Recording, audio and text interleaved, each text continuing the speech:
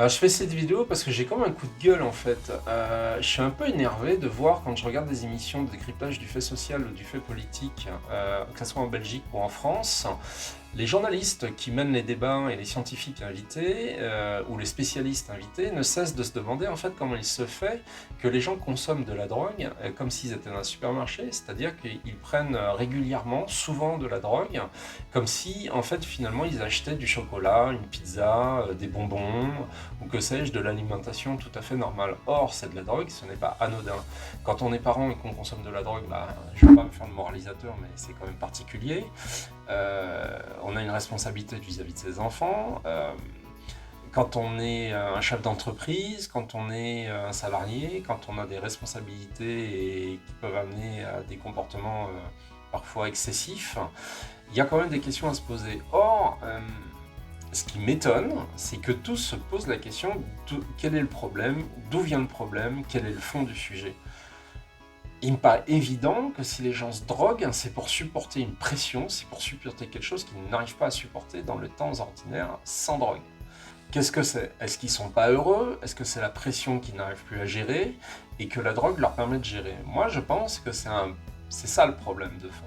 C'est que les gens sont pas heureux, c'est que les politiques ne font pas leur travail, donc du fait qu'ils ne font pas leur travail, ils ne réforment pas le système, ils ne permettent pas aux gens d'être heureux dans leur vie et d'accéder à une forme d'autonomie sans stress et sans violence. C'est vrai, depuis la Covid-19, depuis la pandémie, des sillons de souffrance psychique sont visibles dans le comportement des gens, qui s'accentuent avec la virtualisation des relations sociales, en rendant un maximum de personnes captives des réseaux sociaux.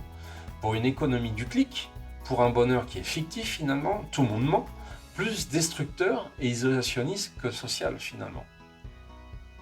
Consommer, c'est s'inventer une vie virtuelle, c'est partir dans des paradis, des faux semblants, c'est totalement fake, qui amène finalement à un mal-être qui est encore plus profond et qui amène à des violences psychiques graves de type emprise, de type haters, de type culpabilisation, humiliation publique, pouvant parfois amener aux violences psychiques et à la mort, au suicide notamment.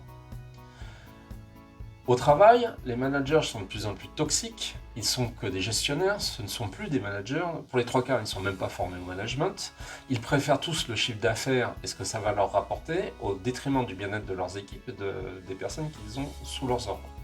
Le problème, c'est que ce type de management détruit, on le sait aujourd'hui, il tue, alors que le bonheur au travail permet des développements impressionnants dans les entreprises du chiffre d'affaires, de la clientèle, de la qualité. Cela rend les salariés encore plus loyaux. Il est prouvé, notamment aux États-Unis, que quand vous avez une opportunité de gérer librement vos horaires, de travailler à domicile si vous le souhaitez, de prendre autant de congés que vous voulez dans l'année, que les personnes travaillent plus, ne prennent quasiment pas de congés, et qu'elles sont plus heureuses et donc énormément productives. C'est vrai, pourquoi le patronat, les patrons, les cadres s'acharnent à scier la branche finalement sur laquelle ils sont assis? Ils font l'opposé de ce que leurs objectifs, les objectifs qu'ils se sont imposés, souvent irréalistes, devraient les obliger à faire. La réalité, finalement, c'est que les salariés perdent leurs repères, ils ne savent plus pourquoi ils travaillent, il y a une perte de sens du travail aujourd'hui, qu'ils sont fatigués mentalement, ils deviennent des esclaves malgré eux, sous la contrainte et la violence, pour maintenir un salaire. Parce qu'aujourd'hui, travailler ne garantit pas forcément une vie décente.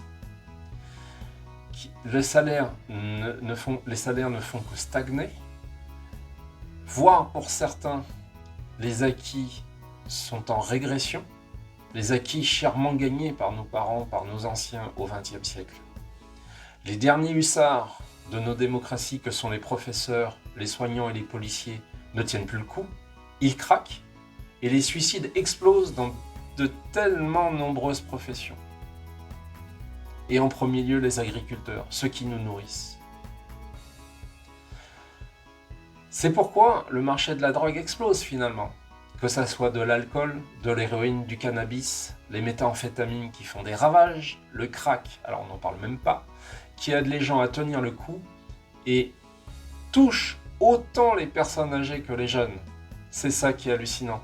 Les dernières estimations, les dernières évolutions des recherches qui qui ont été publiées début 2026 montrent que les personnes âgées sont très consommatrices de drogue.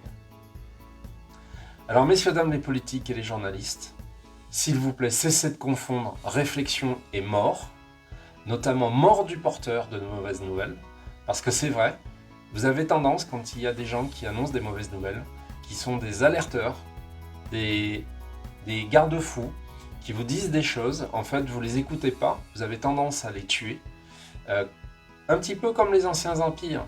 On tuait le porteur de mauvaises nouvelles, sauf que si vous n'agissez pas et que vous ne faites pas le nécessaire pour réformer un système qui est maltraitant et esclavagiste, si vous ne redonnez pas le sourire aux populations en réformant en profondeur nos sociétés qui en ont bien besoin, si vous ne redynamisez pas nos économies, au lieu de créer des rentes statutaires à l'instar de l'Ancien Régime, engagez de renouveau des castes bourgeoises et aristocratiques, permettez à des gens d'augmenter leur salaire, de changer de statut social, d'évoluer dans la vie, de pouvoir rêver un peu. Ne commettez pas les mêmes erreurs que les empires du passé, qui se sont fourvoyés. Ils ont été le lit de guerres stupides, injustes, et puis des révolutions. Rappelez-vous les révolutions, terribles et sanglantes, notamment en France. Résultat, ces empires et ces aristocrates, la noblesse, ils ont tous disparu. Alors à quand le changement qui est éternellement promis pendant les élections ?